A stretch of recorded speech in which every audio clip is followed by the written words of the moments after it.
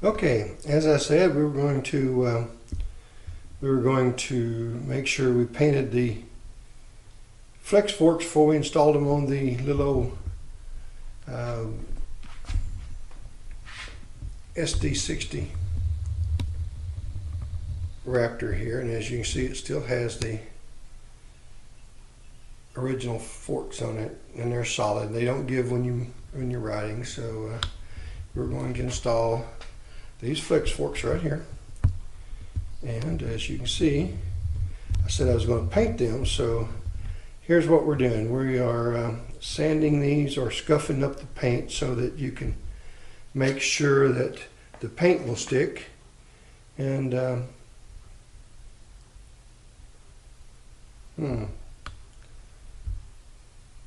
got some sort of light flashing going on here. I apologize for that. Have no idea what's causing it, but we will do our best to get to the bottom of that. But real quickly, let me show you what we're doing to scuff this up.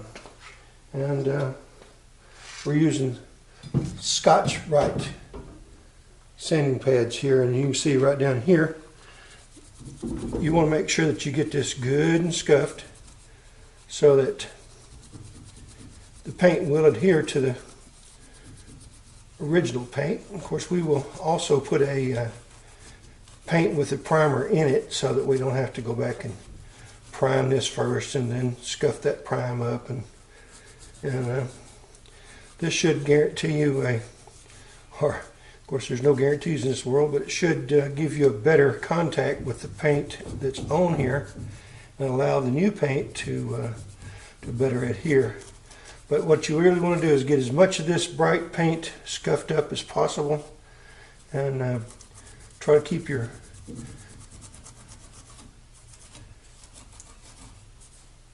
sanding nice and smooth, and then when you get through, it shouldn't have any bright places on it. Same for over here. This is almost done. So when we get that finished, we start to paint. We'll come back. We'll show you where we're at with that. So here we go. Alright, so we've got a little paint on them, and they're not quite finished yet, but this is about what they're going to look like. And let's see if we can get a little bit of a close shot so that you can get an idea of whether or not there's a decent gloss on there, as there should be. And it looks pretty good so far. And that's just one side. I've got to finish the other side yet, so just stay tuned and we'll get to that. And let's see, let's throw a little fries.com plug in here. And it says here that fries.com will send you new promo codes each day if you sign me up. Fries.com, home of the fast, friendly, knowledgeable service. There you go, fries.com. So let's see here, back to this. Let's real quickly run over here, take a look at the other one. There's the jack getting ready to install. And let's see here. I don't know, that's beginning to look like a pretty good paint job there, guys. May not be perfect, but then none of us are, and neither is most of our work, but we all give it a best we can. So it's beginning to look fairly decent. So y'all just stay tuned and we'll get back to the showing the tools that's going to be required. And if you'll just bear with me. And there's what we're going to be using. Just a small 2.5 ton throwaway jack, a couple of jack stands, and looks like we're going to need 3/4 inch socket. Get a thing to focus there a little bit.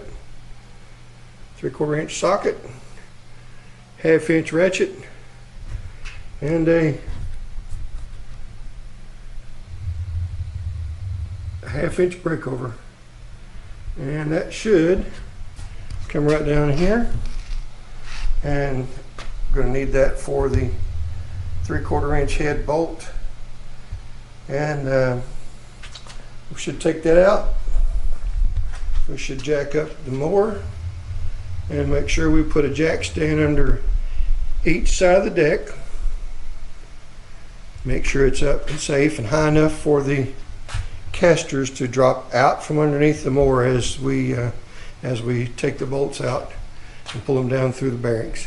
Okay, we'll be back shortly with after it's painted and continue.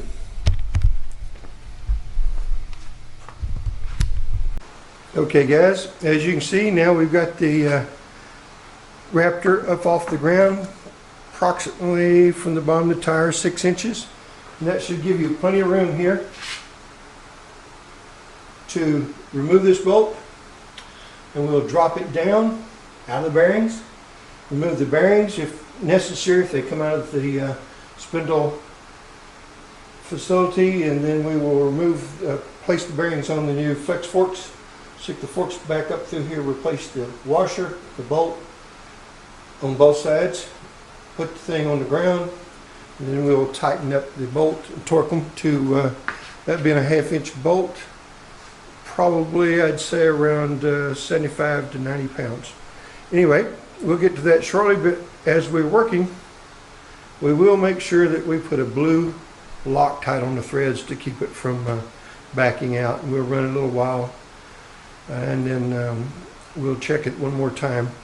That should take care of it. So we'll get back to that shortly. As soon as we get these spindles off, get the wheels and tires off, and get the spindles off, we'll come back.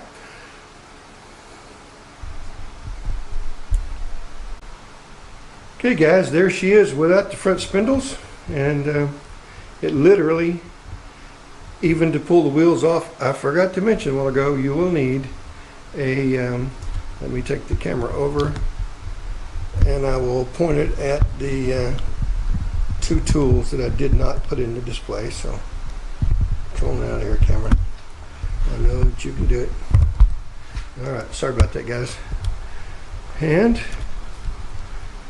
here are all the tools I used right here to pull the axles. Both axles used this tool, and that socket. Actually, I didn't use this tool. Let me take this out of the fray. Was not used. Okay, so I used, and I didn't have a large enough wrench or socket to use on these bolts and nuts here, so I had one Stanley crescent wrench, adjustable wrench, and then I used a 3/4 inch. See if I can get a, can't really tell if that's focusing on that or not, to be honest with you. Let's see, 3/4 inch socket along with the breakover, and that takes out these 2 bolts that holds the spindle in the bearings, and that got the spindles and the forks here out of the that's the original forks, and that got the forks off the mower. So we get the second or the other side of the spindles painted, we will come back and we will reassemble, and we'll show you how that goes. So hope you enjoyed. Be right back. Alright, we're checking to see about the paint color match, and it's not perfect, but then it's not even the same color, to be honest with you, but it's as close as I could find locally, and that's pretty much what they're going to look like right there. And try to get you in here close enough where you can see them pretty fair. And see how bad the color match is. Yeah, it's really noticeable, but it's still going to be so much better than it would be if they were black. I don't care for the black at all. There's a little hose recoil we've got installed here in the shop. When we go over here, and there's not any light, you get an idea of how bad it is.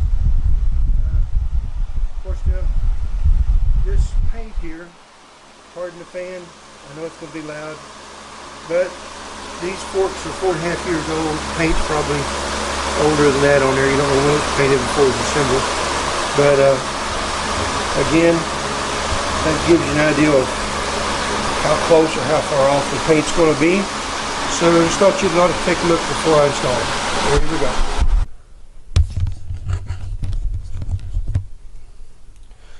Okay, now that we've got this installed, I've got some slack back and forth. So what I'm going to do, rather than tighten those legs that far, I'm going to go ahead and space them with these washers right here. And I believe it's probably going to take 2 of these things.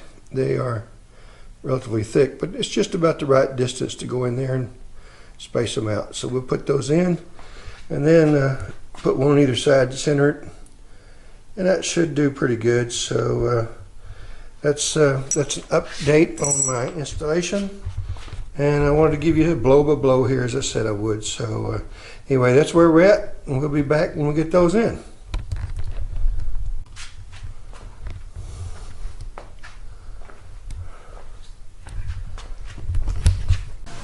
Okay guys, there you have it.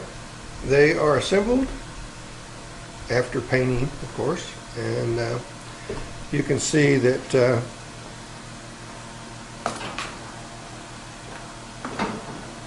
wheels turn freely. What I did was I put some 3/4 inch spacers, stick spacers, washers between the axle hub bearing and the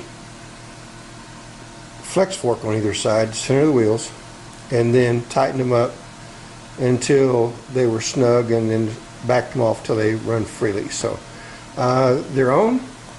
We're about to take them off the stands, run outside, run around a little while, and then come back in and we will check the deck height.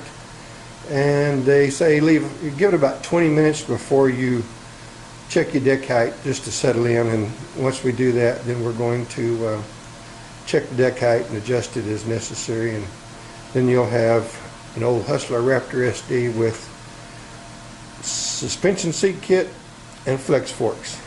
If that don't make the thing ride like a Rolls Royce, or at least like a Cadillac, then I foresee rear suspension in its future. So stay tuned. No telling what's liable to happen to the old Hustler Raptor SD60 at Max's Garage Mahal next. So we appreciate y'all coming by and watching. And then if you would, please give us a thumbs up, subscribe, hit that little button over there that gives you your notifications. And next thing we have done, we'll let you know. Y'all come back and see us now here at the Max's Garage Mahal. Thank you.